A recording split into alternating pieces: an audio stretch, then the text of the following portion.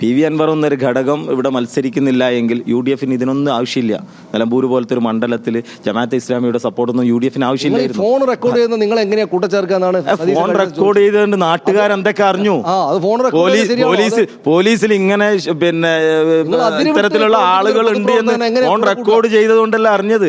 ഇങ്ങനെ RSS ബന്ധമുള്ള ആളുകളുണ്ട്. ഇനി MLA-മാരൊന്ന് കുനിഞ്ഞു നിന്ന് കഴിഞ്ഞാൽ സേവകരായി നിൽക്കാനുള്ള പോലീസുകാർ കേരള പോലീസിലുണ്ട് എന്നറിഞ്ഞത് തെളിയിക്കേണ്ട ബാധ്യത ആർക്കാണ്?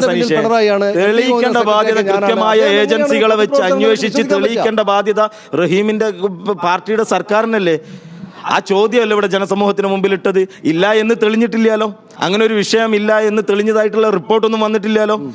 ഈ വിഷയത്തിൽ അൻവർ ഉയർത്തിയ ആരോപണങ്ങൾ ഇന്നും അന്തരീക്ഷത്തിലാണ്. ഏറ്റവും ചുരുങ്ങിയത് ഞാൻ പറയാം, ഇത് ഹിന്ദു പത്രത്തിൽ കൊടുത്ത അഭിമുഖവുമായി ബന്ധപ്പെട്ട് ഹിന്ദു ഖേദം പ്രകടിപ്പിച്ചു എന്നതാണല്ലോ ഇവരുടെ ന്യായീകരണം. ഞാൻ ചോദിക്കട്ടെ, ഒരു മുഖ്യമന്ത്രിയുടെ ഓഫീസിൽ CCTV-കൾ ഉണ്ടാവും, അങ്ങോട്ട് കടക്കുന്ന ആളുകളുടെ രേഖകൾ ഉണ്ടാവും, കൃത്യമായ ഐഡന്റിഫിക്കേഷൻ ചെയ്യാൻ ഒരാളെയും കയറ്റിവിടില്ല മുഖ്യമന്ത്രിയുടെ ഓഫീസിലേക്ക്.